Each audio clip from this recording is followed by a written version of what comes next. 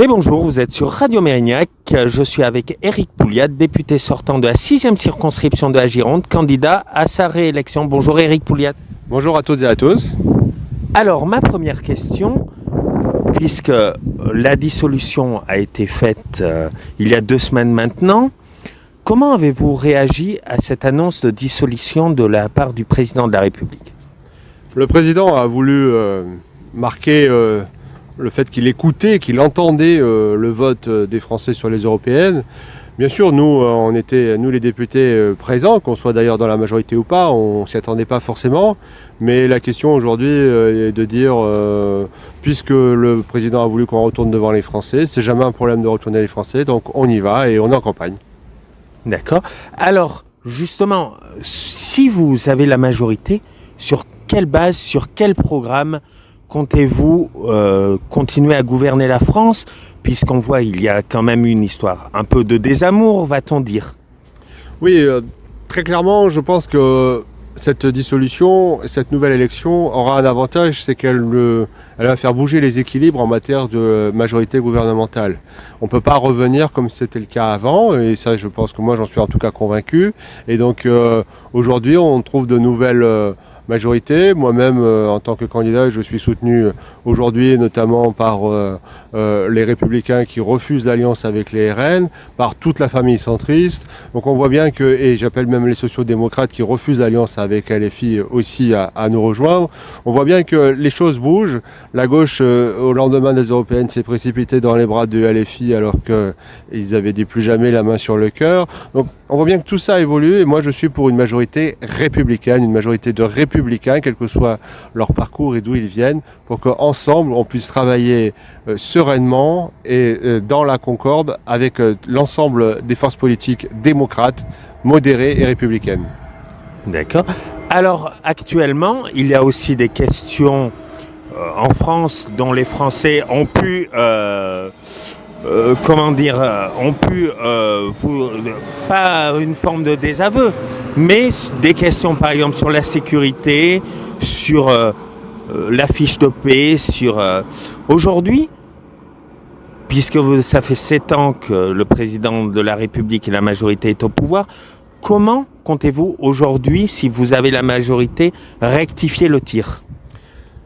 Il y a sur la sécurité, la justice, c'est des sujets que je connais très bien, ce sont mes domaines de travail à l'Assemblée. Il y a beaucoup de choses qui ont été faites, mais il est vrai que ça prend du temps. Et les Français ne voient pas les choses changer encore assez vite dans leur rue au quotidien. Donc là-dessus, je pense qu'il faut accélérer les lois qui ont été faites, la loi de programmation notamment, pour que les moyens arrivent encore plus vite dans nos rues, qu'il y ait plus de gendarmes, plus de policiers et plus de magistrats dans nos tribunaux pour que la justice puisse aussi passer plus vite. Mais ça, les moyens, ils sont prévus, ils sont budgétés, sauf que ça prend du temps. Donc c'est cette notion de lenteur de l'administration sur laquelle qu'il faut accélérer. Après, sur la question du pouvoir d'achat, vous l'avez souligné, vous avez raison. Très clairement, nous avons baissé les impôts, supprimé, des fois on l'oublie parce que c'est un petit peu loin, mais supprimé la taxe d'habitation, supprimé la redevance télé, baisser les charges, augmenter les primes sans charge comme la fameuse prime Macron, prime pouvoir d'achat, etc. Donc on a fait tout un tas de choses, mais qui sont venues être gommées par... la guerre en Ukraine et la hausse notamment de l'énergie. Donc cette énergie qui va se finir par se stabiliser à un moment donné. Donc je pense que il faut encore retravailler les choses. Le Premier ministre a annoncé une série de mesures qui va redonner là encore du pouvoir d'achat. Mais attention au piège NUPES, ou Nouveau Front Populaire, quel que soit le nom qu'on lui donne. Attention au retour de la NUPES qui promet 300 milliards de dépenses publiques ou au Rassemblement national qui promet 100 milliards de dépenses publiques. Cette année, nous recherchions 20 milliards. Donc quand on est en déficit de 20 milliards, promettre 300 milliards de dépenses ou 100 milliards de plus, c'est économiquement assez farfelu, c'est même inconscient et ça va recréer du chômage et détruire de l'emploi. Vous estimez que c'est de la démagogie, leur proposition ? Oui, je pense qu'il y a une forme de démagogie. Ils savent très bien qu'ils ne pourront pas faire ce qu'ils disent parce qu'il y a quand même des gens sérieux dans tous les camps. Ils savent très bien, mais ils savent très bien qu'il faut promettre pour être élu. Donc, c'est mentir aux Français. Et moi, depuis 7 ans, je m'emploie à ne jamais mentir aux Français. D'accord. Alors, j'ai eu une question d'un auditeur, justement, comme dans toute la France, sur cette circonscription. la hausse de la délinquance ne fait qu'augmenter. Alors aujourd'hui, des habitants m'ont posé la question qui s'était déjà posée en 2022, où je vous l'avais déjà posée au moment des législatives, c'est le CRA, le centre de rétention administrative. Parce que les habitants de ce quartier de Mérignac ont très peur aujourd'hui, devant une délinquance qui monte dans leur quartier, de rajouter le CRA. Aujourd'hui, si vous êtes élu député, des auditeurs m'ont demandé est-ce qu'il ne sera pas possible de changer le centre de rétention administrative de lieu. D'abord, revenir sur ce que vous avez dit sur la hausse de la délinquance. Globalement, la délinquance baisse. Il y a par contre certaines formes de délinquance qui sont difficiles aujourd'hui à juguler. C'est ce qu'on connaît dans notre circonscription le plus, c'est-à-dire les cambriolages, c'est les trafics de stupéfiants, notamment à Mérignac. On a une montée aussi notamment à Mérignac, sur laquelle j'ai déjà alerté les élus, c'est sur le fait de la montée des communautarismes et de certaines personnes qui on peut classer d'islamistes. Voilà, toutes ces choses-là, ce sont effectivement des choses qui montent, mais parallèlement, on travaille très bien la délinquance du quotidien, les effectifs arrivent et la délinquance baisse globalement. Sur la question du centre de rétention administrative, du CRA, moi je le rappelle, j'étais pour qu'il soit à Pessac et qu'il soit fait tout de suite.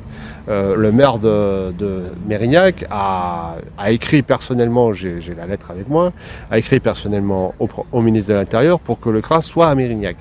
Donc cette lettre, je peux tout à fait la publier, il n'y a pas de problème. Et donc c'est la mairie de Mérignac qui a demandé à avoir le CRA. Donc aujourd'hui il y est.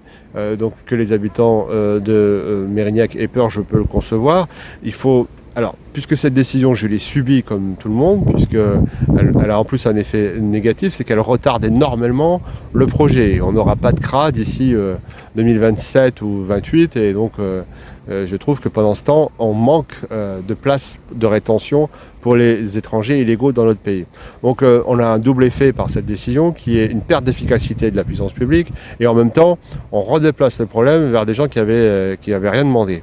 Donc très clairement, les habitants, là où je peux essayer de les rassurer un peu, c'est que pour savoir exactement comment fonctionne un CRA, il ne génère pas de délinquance autour. C'est pas une prison. C'est pas comme un centre, une maison d'arrêt.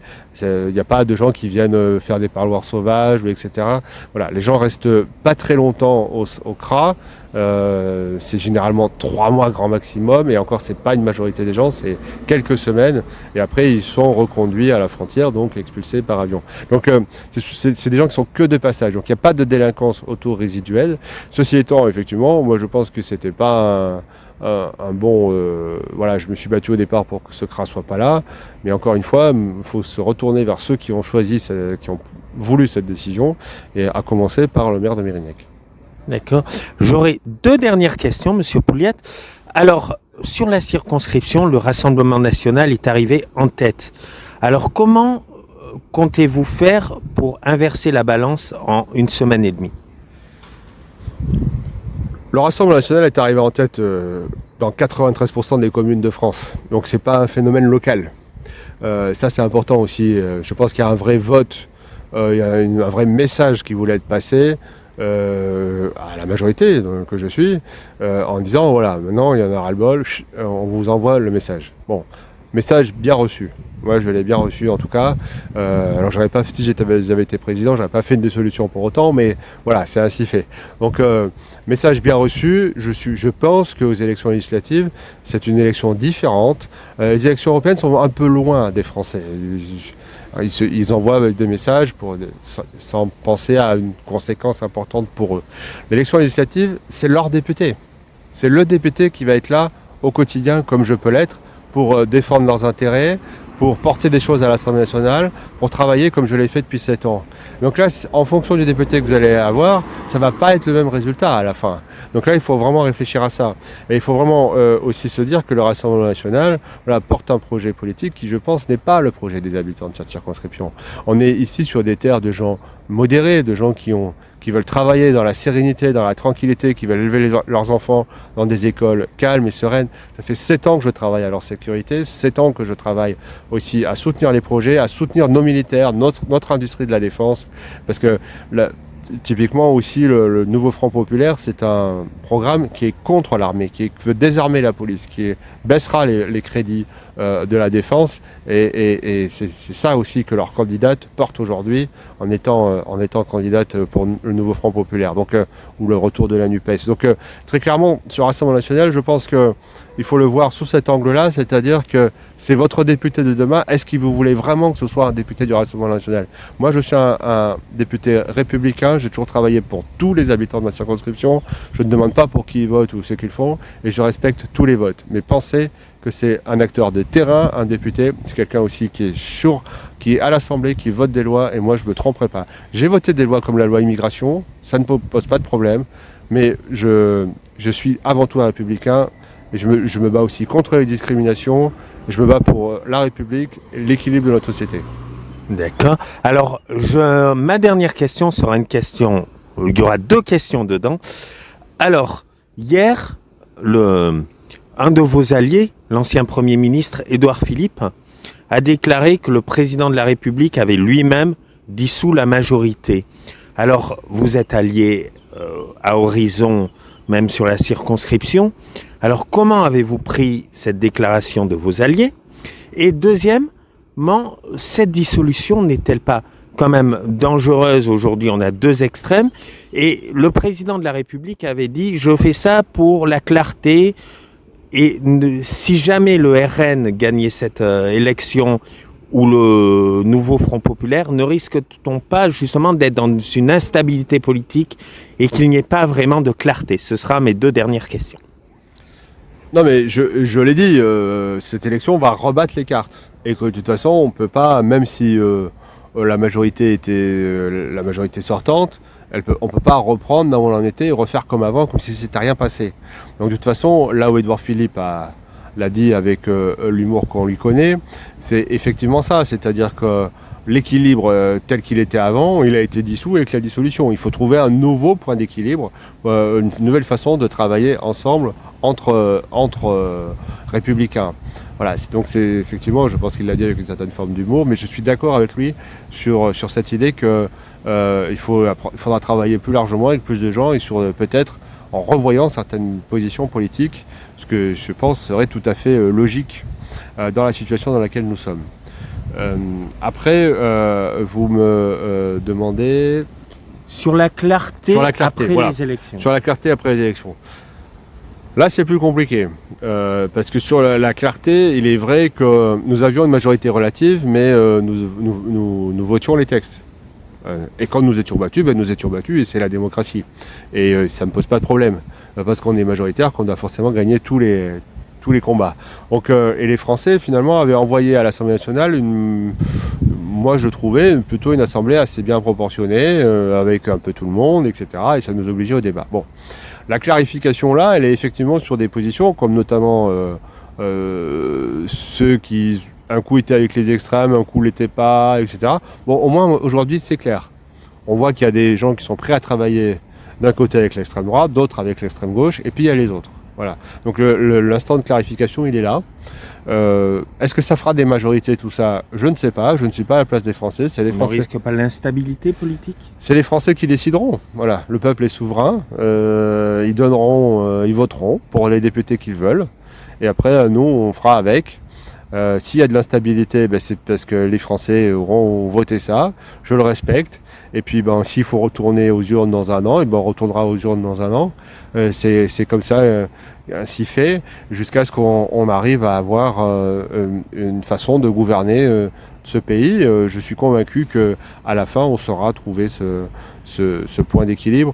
La France est un vieux pays, comme pour paraphraser un ancien Premier ministre, mais en même temps, c'est une vieille démocratie. Elle sera à la fin retomber sur un chemin, ou en tout cas retrouver un chemin, je l'espère, le plus républicain possible. C'est le combat de ma vie en termes politiques, le chemin de la République, et pour qu'on puisse tous ensemble travailler pour la République. Très bien, merci Éric Pouliat, et je vous souhaite une bonne campagne. Merci. Au revoir.